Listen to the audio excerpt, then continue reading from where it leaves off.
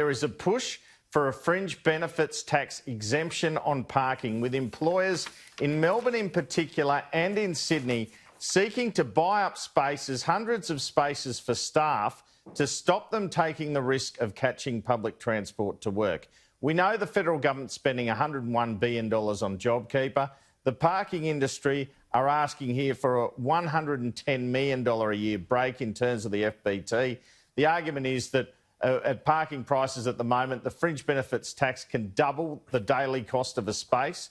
The industry argues parking is a $4.5 billion a year industry typically, and that they were down $1 billion from January to April. You can see this in the CBDs, and you can hear this from CBD businesses saying people just don't want to come to work, they want to stay at home, they don't want to be on public transport. Now, in April, Parking Australia CEO Stuart Norman wrote to the Federal Treasurer Josh Frydenberg requesting the federal government suspend FBT on parking to remove the disincentive for businesses to purchase and provide parking for their employees during the pandemic.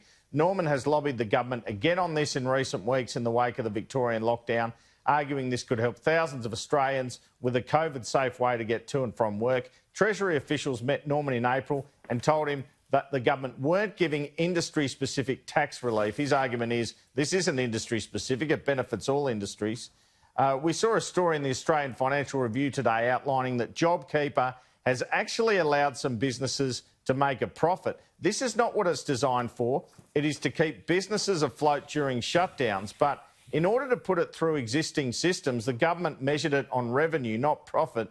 This again raises the question as to whether or not there should have been more generous provisions to lock down Melbourne businesses than the rest of Australia in the next stage, as we know the government's just implemented the same rules nationally. The Treasurer, Josh Frydenberg, is in quarantine awaiting Parliament, as we know, Kieran, but the focus of him and the engine room of government at the moment is the October 6 budget, working on it at the moment.